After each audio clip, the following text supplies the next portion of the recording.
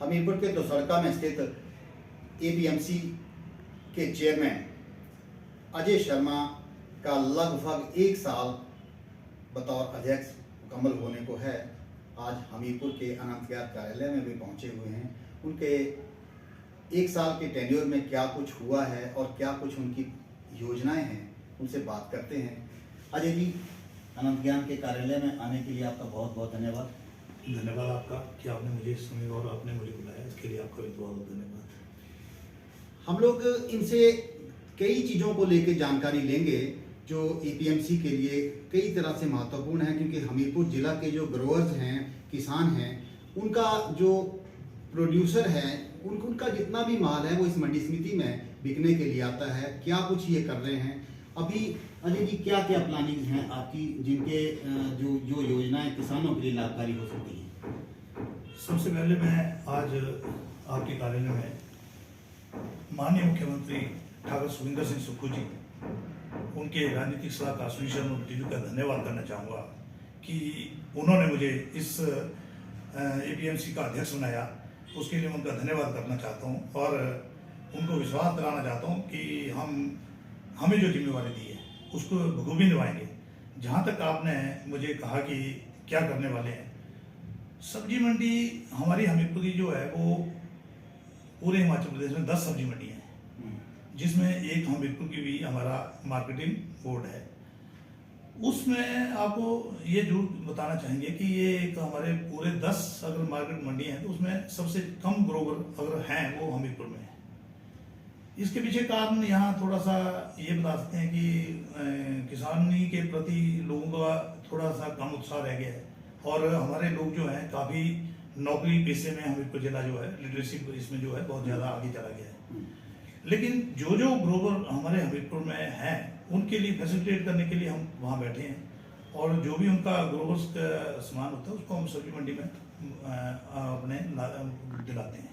अभी कितने ग्रोवर्स हैं, जो प्रोड्यूसर हैं, किसान हैं जो जुड़े हुए हैं?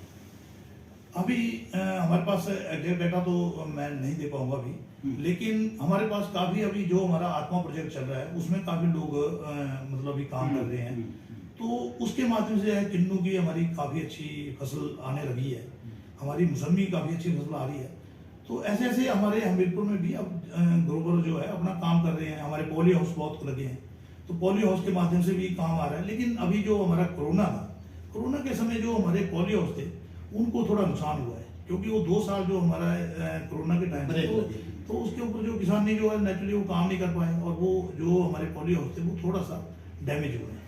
लेकिन इस मंडी समिति के जो वहाँ सब्जी मंडी है उसको लेके बहुत सारे यहाँ शहर के जो दुकानदार हैं, ये सब्जी विक्रेता हैं, सब्जी बेचने वाले जो परचून में बेचते हैं, उनका कहना है कि यहाँ पर 2-3-4 लोगों का ही मोनोपोली है और माल भी इतना अच्छा नहीं आता। जो उनके पास होता है उसी को लेते हैं, क्योंकि किसान सीधे वहाँ पहुँचते हों ऐसा बहुत कम मात्रा में बाहर से जो सामान आता है, जितना भी सब्जी आती है, फ्रूट आता है पंजाब से या बाकी स्टेटों से, उसको लेके कई तरह के सवाल हैं। इसके ऊपर भी आप ठीक कह रहे हैं कि हमारे पास ज़्यादा प्रोड्यूस जो है वो पंजाब और हुशियारपुर से आता है और उसी को लेने पे हमारे जो लोकल दुकानदार है वो ये है। लेकिन अब हम इसके लिए भी हम एक योजना बना रहे हैं। आपको बता दें कि मैंने अभी सब्जी मंडी में एक दुकान तैयार कर रहा हूँ। उसमें जो है मैंने स्पेशली उसको ऑप्शन करूँगा, लेकिन उस पर मैंने कंडीशन लगाई है कि जितना हमारा हिमाचल में प्रोड्यूस होता है, चाहे हमारा कुल्लू मनाली में हमारी गोभी है, आलू है, जो लोकल प्रोड्यूस या नेचुरल फार्मिंग जो लोग कर रहे हैं उसको वो वहाँ पे बेचने के लिए मैंने एक अभी योजना बना दी है और बहुत जल्दी मैं ऑप्शन करने जा रहा हूँ। तो वो एक ऐसी दुकान है हमीरपुर जिले में होगी, वहाँ आपको लोकल प्रोड्यूस ही मिलेगा, चाहे वो कुल्लू का होगा, शिमला का होगा, मनाली का होगा या नेचुरल फार्मिंग से जो हम हमीरपुर में कर रहे हैं वो उस दिशा में मैं फायदा हो। लेकिन सर एक चीज है कि जो रेट्स हैं वहाँ के रेट और शहर के रेट उसमें बहुत ज्यादा अंतर रहता है, क्या वजह है? और उसका कुछ मार्केट ये भी होता है कि फलां सब्जी जो है वो इतने से ज़्यादा नहीं ले सकते, अगर इतने किलो में पर किलो के हिसाब से बिकी है तो यहाँ उसको कितने में बेचा जा सकता है, वो उसके ऊपर कौन देखभाल करेगा? ये ठीक कहा आपने, इसमें हमारे मापदंड तय हैं। जैसे हमारा जो लोकल जो हमारा दुकानदार बेच रहा है वो 25% मार्जिन से ऊपर नहीं ले सकता है और जहाँ तक मेरे सब्जी मंडी से जो माल चलता है उसमें 6% का मार्जिन है, जिसमें 5% उसका मार्जिन रहता है, 1% और मार्केट फीस रहती है। अब ऐसी जो आप बात कर रहे हैं वो मेरे पास भी बड़ी सूचनाएं आई हैं और इसके ऊपर जो हम जल्दी ही काम करने जा रहे हैं। मैंने आज ही डीएफएससी जो हमारे हमीरपुर के हैं, क्योंकि जो बाजार का रेट्स का नियंत्रण रहता है वो डीएफएससी के पास रहता है और जहाँ तक सब्जी मंडी का है वो हमारे कंट्रोल में रहता है। तो आज हमने एक मीटिंग की है, हमने उस पर नियंत्रण करने का प्रयास किया है ताकि हमारे जितने भी होता है उनको जो सब्जी सही दाम पे मिले। हमारा फर्ज, हमारा कोई ऐसा ये नहीं है कि हम किसी को तंग करने जा रहे हैं, लेकिन हम उनसे अपील करेंगे। हम पहले आज हमने जो एक योजना बनाई है कि हम सब लोगों को अवेयर करेंगे कि भाई आप अपना रेट जो है वो प्रॉपर रखें, जो रेट आ रहा है उस पर आप जो 25% मार्जिन है वो ही लें। जहाँ तक होलसेल की बात है तो हम उनको भी बोलेंगे कि जो आपका 5% मार्जिन होता है उसको ही चार्ज करें। अब तो दोनों का कॉम्बिनेशन बनाकर जो हम इस पे पूरा प्रयास कर रहे हैं कि लोगों को जो सब्जी जो है वाजिब दाम पे मिले, और ये मेरा प्रयास रहेगा और बहुत जल्दी जो आपको हम इस पे रिजल्ट देंगे। सब्जी मंडी को दूसरी जगह शिफ्ट करने के लिए भी कोई प्लानिंग चल रही थी बहुत पहले से, आपके एक साल में वो कहाँ पहुंची है, क्या फाइनल हो गया है? मेरे आने से पहले ही एक जो पहले जिलाधीश महोदय थे हेमराज भैरवा जी, जो कि हमारे जब अध्यक्ष नहीं होता है वो अध्यक्ष होते हैं, उन्होंने एक जगह सेलेक्ट की हुई थी और उसका निरीक्षण मैंने भी किया। और जब मैं वहाँ पे गया तो थोड़ा सा मुझे उसमें ऐसा लगा कि हमारा जो नेशनल हाईवे निकल रहा है उसके साथ टच कम करती है।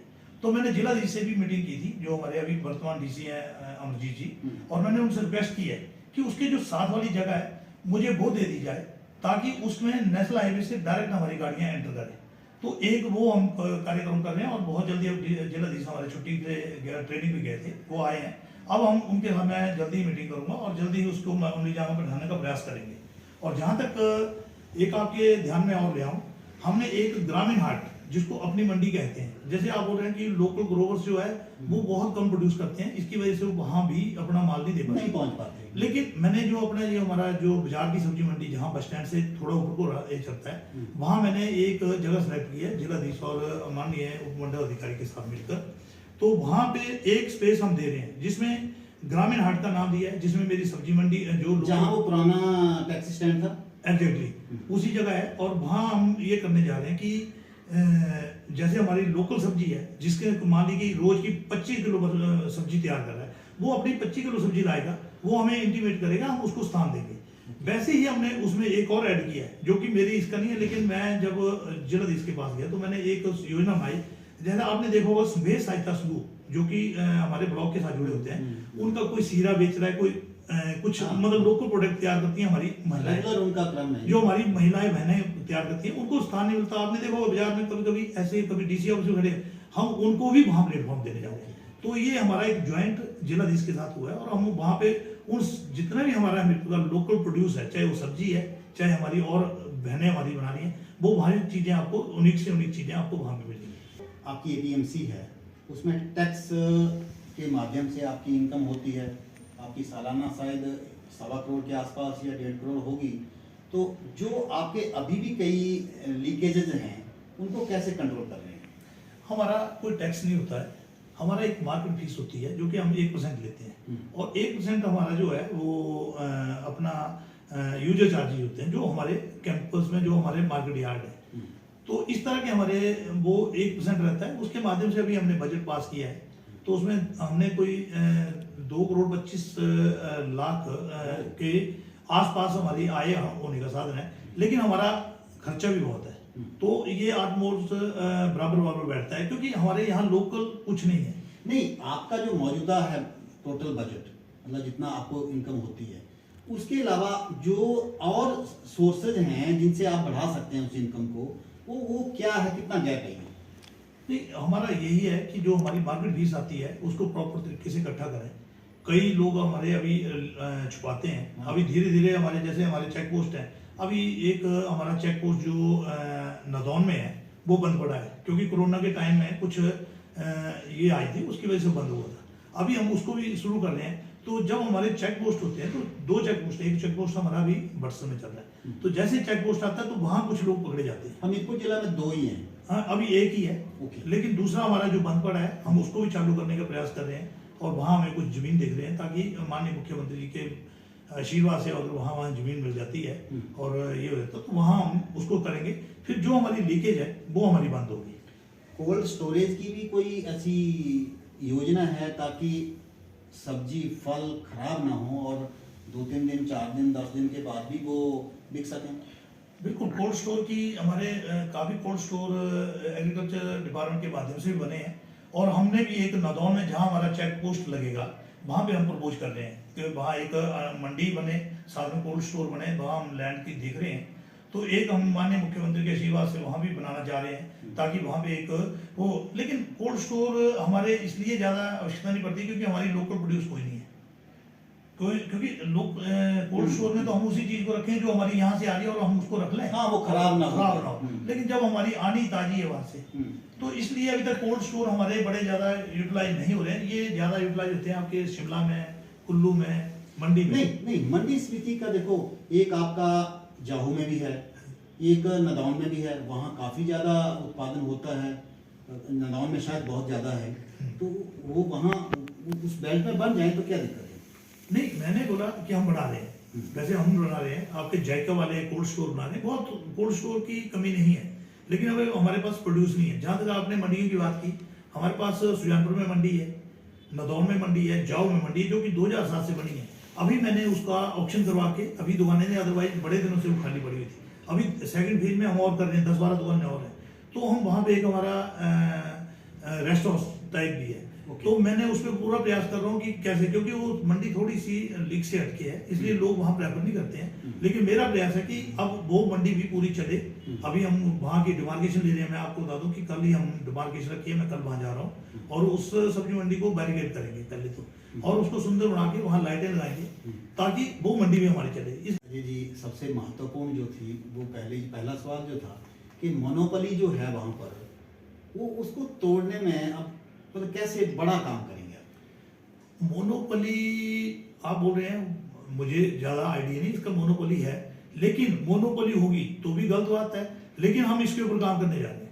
अब जो भी हमारा उपभोक्ता है उसको सब्जी सस्ती मिले, कैसे मिले, इसके ऊपर हम काम कर रहे हैं। हम नहीं चाहेंगे वो अपना मार्जिन ले, लेकिन मार्जिन से ज़्यादा ना ले, उस पर हम कंट्रोल करेंगे। बाजार में अगर हमारा सब्जी ज़्यादा बिक रही है, उसको हम डीएफएससी के माध्यम से साथ मिलकर, ताकि सुक्खू जी की एक ही प्रेरणा है कि हमारे लोगों को, हमारे उपभोक्ता, हमारे किसान, हमारे जो बागवान हैं, उनको प्रॉपर ये मिले। मतलब अभी कुछ होने वाला है शहर में? शहर में मतलब जो हमारा ये है कि लोगों को मिले। मैं तो धन्यवाद करना चाहता हूँ माननीय मुख्यमंत्री सुखविंदर सिंह सुक्खू जी का, कि वो किसानों के प्रति इतने ज़्यादा ये है कि वो देखो, आपका किसानों को आगे बढ़ावा देने के लिए वो गाय के दूध का रेट बढ़ाया, आपका भैंस के दूध का रेट बढ़ाया, आपकी गेहूं का रेट उन्होंने फिक्स किया, आपकी मक्की का रेट फिक्स किया। मैं केंद्र सरकार से भी अपील करना चाहूँगा, जो वो किसानों को 2,000 रुपया या 6,000 रुपया साल का देते हैं, उसमें भी थोड़ा चेंज करना चाहिए। क्यों? क्योंकि वो 6,000 रुपये देते, लेकिन वो देख नहीं रहे हैं वो किसान को किसानी कर रहा है कि नहीं कर रहा है, सिर्फ वो देख रहा है कि किसके नाम पे खेती है, उसको ही वो 6,000 रुपये दे रहा है। इससे क्या लग रहा है कि मुझे किसान काम नहीं कर रहा है। पहले हमें डिपुओं में राशन सस्ता मिल रहा है, उसके बाद 6,000 रुपया हमारे पास और आ गया। मतलब आपके बोलने का मतलब ये कि फ्री में क्यों दें कि जो लोग काम ही नहीं कर रहे हैं? नहीं, मैं फ्री की बात कर रहा हूँ। अगर मान ली कि हम योजना ला रहे हैं तो 6,000 इस तरह की केंद्र सरकार उस स्कीम को मॉडिफाई करे कि वो 6,000 रुपये दे, तो उसके बदले में 6 क्विंटल मक्की या गेहूं तो पैदा करे, ताकि हमारी किसानी तैयार हो, हमारे को अनाज पैदा हो। ये तो 6,000 जिसके नाम पे जमीन है, वो जमीन के बदले में 6,000 रुपये दे रहा है, वो उगा रहा है नहीं उगा रहा है, वो कहाँ देखा जा रहा है? तो ये चेक करना बड़ा जरूरी है, और इस योजना में अमेंडमेंट करने मैं तो मोदी जी से रिक्वेस्ट करूंगा कि ये अगर आप प्रोत्साहन दे रहे हैं किसानी को दें, लेकिन इसको इस तरीके से दें कि अगर आपका 1 क्विंटल कर रहा है तो वो 1,000 रुपये दें, अगर 10 क्विंटल दे रहा है उसको 10,000 दें। मैं नहीं बोलूंगा 6,000 रुपये आपसे उसको। मतलब बोलने का मतलब है कि सही किसान को मिल रहा है कि नहीं मिल रहा है, जमीन जिसके पास है सभी को मिल रहा है बराबर। हाँ, मतलब मैं ये बोल रहा हूँ कि वो किसानी करे, अनाज पैदा करे, उसके बदले में वो स्कीम को बनाए। अगर क्विंटल अगर कोई गेहूं पैदा करे उसको 10,000 रुपये दे दें, हम कम से कम हमारे किसान खेत तो हमारे चलेंगे, हमारे पास अनाज तो आएगा। अगर हमारे पास अनाज नहीं होगा, हम करोड़ों रुपए रख लें, लेकिन पेट में तो अनाज ही जाएगा। तो मेरा बोलना है कि हमारे किसानों को प्रोत्साहन करने के साथ साथ उनको काम नहीं करना चाहिए। आपका सवाल। तो ये थे एपीएमसी के चेयरमैन अजय शर्मा जी, जिन्होंने अपना जितनी भी योजनाएं हैं उनके ऊपर विचार डाला। विक्रम गटवालिया, अनंत ज्ञान के लिए।